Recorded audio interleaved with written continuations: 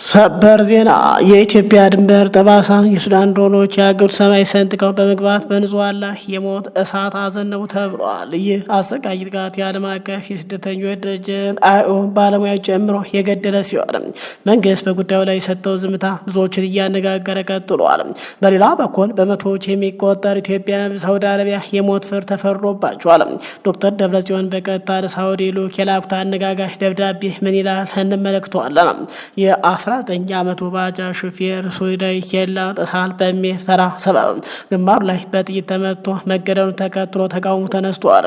በአማራ ክልል የተቀሰቀሰው ታላቅ ህዝባዊ ቁጣና የመከላከያ ሰራዊት አባላት በጋን ማለት ያሰሙት ተቃውሞ ዛሬ የመላ ኢትዮጵያ ትኩረት ስቧል። እንመለከተዋለን።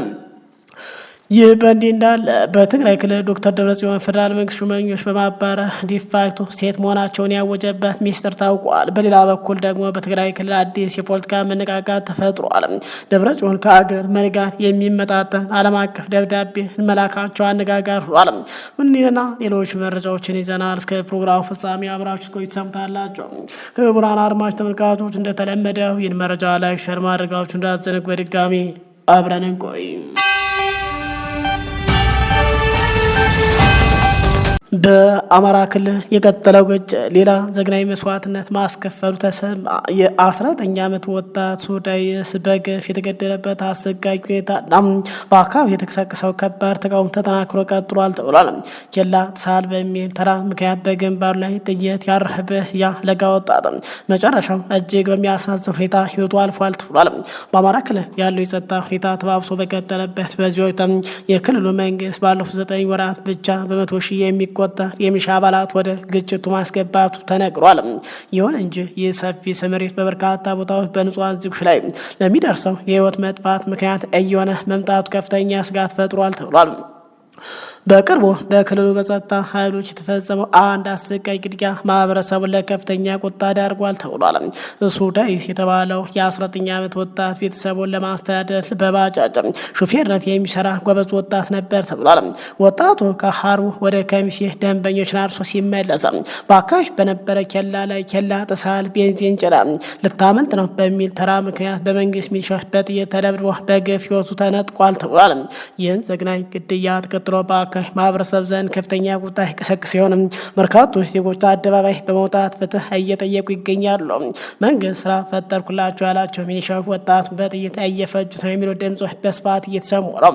ምንም እንኳን መከላከያ የሌለውና ለፍቶ አዳር የሆነው ወጣት ግንባሩ ላይ በጥይት ተኩሶ መግደል ሰብአዊ የጎደለው ተግባር መሆኑ ታዳሚዎች ገልጿል። ሌላው የአካባቢው ህዝብ ያስቆጣው ጉዳይ ይህንን ለጋ ወጣት የገደለው የሚሊሻ አባል እስካሁን ድረስ በቁጥጥር ስር አለመዋሉና አሁንም በስራ ገበታው ላይ መገኘቱ ነው ተብሏል። ይህም ድርጊት የተፈቀደና ተጠያቂነት የሌለበት መሆኑ የሚያሳይ ነው ሲሉ ወዳጅ ዘመዶች ቅሬታቸውን ገልጿል። ከሰሞኑ ግፍ በዛ በሚል አንዋጋ በጋን በሚል በአዲስ አበባ፣ በኦሮሚያ፣ አማራ ክልል የመከላከያ ሰራዊት አባላት ወደ አደባባይ በመውጣት ገዢው መንግስት በመቃወም ላይ ይገኛሉ ተብሏል። ሌላው ከሰሞኑ በርካታ ያስደነገጠው ዜና በሳውዲ አረቢያ ያልፈልናል በማለት ወደ ሳውዲ አረቢያ ለስደት ያመሩ ኢትዮጵያን መካከል በመቶ የሚቆጠር ኢትዮጵያ ላይ የሳውዲ መንግስት የሞት ፍርድ መፍረዱ ተከትሎ በርካቶች ዓለም አቀፍ ሚዲያዎች፣ የሰብአዊ መብት ተሟጋች ተቋማት የሳውዲ መንግስት ይህንን ውሳኔ ሽሮ ዜጎች ወደ ሀገራቸው ይልቅ ዘንድ ይመልሳችሁ ዘንድ በይፋ በመጠየቅ ላይ ሲሆኑ በተለይ ኢትዮጵያ መንግስት ዲፕሎማሲያዊ ተጠቅሞ ዜጎች ላይ ሊፈጸም የተቃረበው የሞት ቅጣት ያስቀራል ተብሎ ቢጠበቅም ዝምታን በመረጠበት ሰዓት ከሰሞኑ የፌዴራል መንግስት ሹመኛ በማባረር በትግራይ ስልጣን ዳግም የተቆጣጠረው ህወሓት ለሳውዲ መንግስት አነጋጋሪ ደብዳቤ ጽፏል። የትግራይ ፕሬዝዳንት ደብረጽዮን ገብረ ሚካኤል ለሳውዲ መንግስት በቀጥታ የላኩት ደብዳቤ ወደ አማርኛ ሲቀየር እንዲህ ይላል። ክቡር ልዑል ቢን ፋርሃን አል ሳውዲ ነታቸው የውጭ ጉዳይ ሚኒስቴር ጽሕፈት ቤት ጉዳዩ አፋጣኝ አደጋ ተጋርጦባቸው ለሚገኙ የትግራይ ስደተኞች ምህረት እንዲደረግላቸው ጥበቃ እንዲደረግላቸው የሚቀርብ አስቸኳይ ጥሪ ይላል። ክቡርነቱ የሳውዲ አረቢያ መንግስት በቀጠናው ሆነ በዓለም አቀፍ ማህበረሰብ ዘንድ ለረጅም ጊዜ ለሚታወቅባቸው ሰብአዊ መሪዎችና ሞራላዊ አመራር ጥሪን እያቀረበ ይህንን ደብዳቤ በከፍተኛ ጠዳፊነትና ጥልቅ አክብሮት እጽፍሎታለሁ ይላል። ከታመኑ ምንጮች በደረሱ መረጃ መሰረት ከኢትዮጵያ ትግራይ ክልል የመቶ በመቶ የሚቆጠር ስደተኞች በአሁኑ ወቅት የሞት ቅጣት አደጋ ተጋርጦባቸዋል። እነዚህ ግለሰቦች በተለመደው ትርጉም ወንጀለኞች አይደሉም። እነሱ ደህንነትን፣ ጥበቃና ህሉና ፍለጋ የማይታግስ ሁኔታዎች ሽሽት የተሰደዱ ንጹሃን ዜጎች ናቸው። የትግራይ ህዝብ በቅርብ ታሪክ ውስጥ እጅግ አስከፊ ከሆነ ሰብአዊ አደጋዎች አንዱን አስተናግዷል። የረጅም ጊዜና አውዳሚ ጦርነት መዘዝ በሚሊዮን የሚቆጠር ሰዎች ታፈናግዷል። ቤተሰቦችንም በትኗ ኑሮን አውድሟል። እንዲሁም መሰረታዊ የህይወት ስርዓቶችን አሽቆልቁሏል። ከዚህ ጥፋት ማግስትና የቀጠለው ሰብአዊ ቀውስ ባለበት ሁኔታ ብዙ ተጋሩ የትውልድ ቀያቸውን ጥለው እንዲሰደዱ የተገደዱበት በምርጫ አሰር በሞት ፍርሃት፣ በሰው ሰራሽ ራብና በስርዓታዊ ጥቃት በተነሳ ተስፋ መቁረጥ እንደሆነ ገልጻለሁ። እነዚህ ስደተኞች ድንበራቸውን ተሻግረው አደገኛ ጉዞ ያደረጉት በዚህ ሁኔታ ውስጥ ነው። ይህንን ያደረጉትና ከህሉና ተስፋ ውጭ ምንም ሳይዙ እና የሰው ልጅ ክብር መጠጊያ በሚያገኙበት ቦታ ሁሉ እውቅና ያገኛል በሚል እምነት ነው። በሀገሯ ውስጥ መገኘታቸው ጉዳት የማድረሱ ፍላጎት ነጸብራቅ ሳይሆን በመከራ ለማምለጥና ህይወትን ለማዳን ያለ ዓለም አቀፋዊ የሰው ልጅ ተፈጥሯዊ ስሜት ነው። ክቡርነቱ የሳውዲ አረቢያ መንግስት የሰደደ የርኅራኄ ወግና የእስልምና የምህረት መሪዎችና የሰው ልጅ ክብር በማስጠበቅ ረገድ ያለውን የአመራር ሚና በመጥቀስ በአክብሮት ጥሪን አቀርባለሁ። በዚህ ወሳኝ ቦታ አደጋ ላይ ላሉት በአፋጣኝ ምህረት እንዲደረግላቸው የማይመለስ ጉዳት ሊያስከትል የሚችሉ ማንኛውም ሂደቶችን እንዲቆሙ አስቸኳይ ጣልቃ ገብነት በትህትና ጠይቃለን። በተጨማሪም ከጥቃት ጥበቃ እንዲደረግላቸውና ወደ ትግራይ በሰላም የሚመለሱበት ሁኔታ እንደሚመቻች እንማጸናለን። ወደ ሀገራቸው የሚመለሱበት ሁኔታ ከሚመለከታቸው ዓለም አቀፍና ሰብአዊ አካላት ጋር በተቀናጀ መልኩ እንዲከናወን እጠይቃለሁ። ዓለም አቀፍ ማህበረሰብ በትግራይ ካለው ቀውስ መዘዝ ጋር መታገሉን ቀጥሏል። ቀድሞውኑ ሊታሰብ የማይችል መከራ የቀመሱ ተጋላጭ ንጹሃን ዜጎች የመጠበቅ ኃላፊነት የጋራ የሞራል ግዴታ ነው። ተጨማሪ የንጹሃን ህይወት መጥፋት የሚያስከትል ማንኛውም እርምጃ አስቀድሞ የከፋውን ሰብአዊ ቁሳዊ ይበልጥ ያባብሷል ብሏል። ስለዚህ ራስን የመግታት የርኅራኄና ማንኛውም የቅጣት እርምጃዎች በአፋጣኝ እንደገና ሊታዩ እንማጸናለን። ታሪክ በችግር ጊዜ የተደረጉ ውሳኔዎች ብቻ ሳይሆንም ጉዳዩ በጣም አስፈላጊ በነበረበት ውስጥ የታየውን ሰብአዊነት ያስታውሳል። የሳውዲ አረቢያ መንግስት በቀጠናው የምህረትና የፍትህ ፋኖ ሆኖ እንዲቀጥል ምኞት የለም።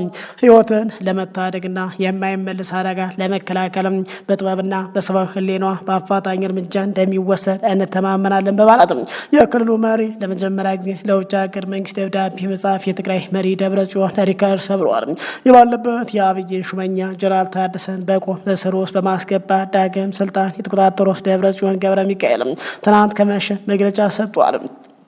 የትግራይ ምክር ቤት ወደ ቀድሞ ስራው መመለሱ የትግራይ ህዝብ እንዲጠፋ ከተፈረደበት ውሳኔ የሚታደገውና ህልውናውን የሚያረጋግጥ መሆኑን የትግራይ ክልል ፕሬዝዳንት ዶክተር ደብረጽዮን ገብረ ሚካኤል ገልጿል። ፕሬዝዳንቱ ለጋዜጠኞች በሰጡት መግለጫ የፕሪቶሪያ የሰላም ስምምነት ከጣሰ ከ3 ዓመታት በላይ ማለፉን ጠቁመው ህዝቡ ችግሩን በሰላም ይፈታል በሚል በትዕግስት ቢጠባበቅ ውጤት አለመገኘቱን አስታውቋል። የተጣሰው ስምምነት ብቻ ይዞ መቀጠል ህዝብን አሳልፎ ከመስጠትና በአንገት ላይ ተረግጦ ከመኖር የማይተናነስ በመሆኑ የምክር ቤቱን ህጋዊነት ወደ ነበረበት መመለሱን ህዝቡን ከከፋ አደጋ ለማውጣት የተወሰነ አስፈላጊ እርምጃ መሆኑን ገልጿል።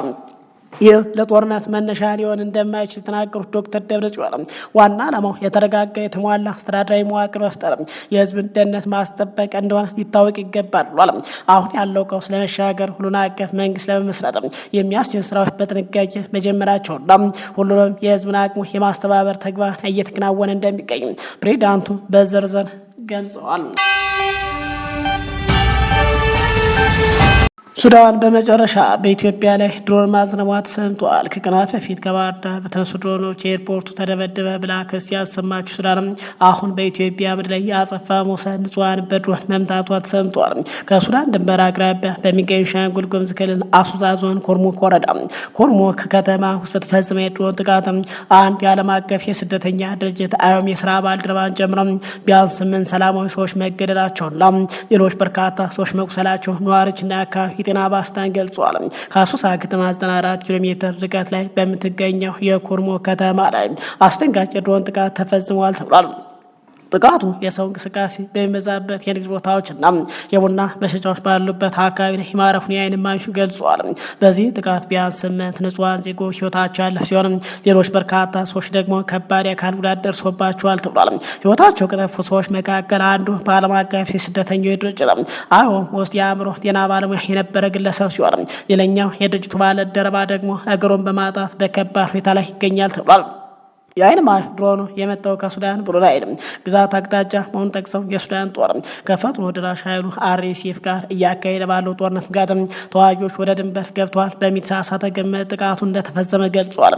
የአካባቢ ነዋሪዎች እንደገለጹ የሱዳን የፈጥኖ ድጋፍ ኃይል ተዋጊዎች የኢትዮጵያ ወታደሮች የደንብ ልብስ በመልበስ በድንበር ቀበሌዎች ዝርፊያ፣ ማስፈራሪያና ጾታዊ ጥቃት ቀጥለዋል ተብሏል።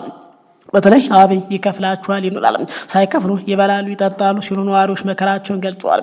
ይህ የሚሆነው በኢትዮጵያ ግዛት ባለው ኮሞን ነው የተገለጸው። ይህ በእንዲህ እንዳለ ከሱዳን ተፈናቅለው ወደ ኢትዮጵያ ድንበር የሚመጡ ሰዎች ቁጥር በ77 በመቶ መጨመሩም ተገልጿል። ክቡራን አድማጭ ተመልካቾች ሰዓቱ መረጃ ይመስላል። ከሰዓታት በኋላ በሌላ መረጃ እንገናኛለን። እስከዛው ሰላም ቆዩ።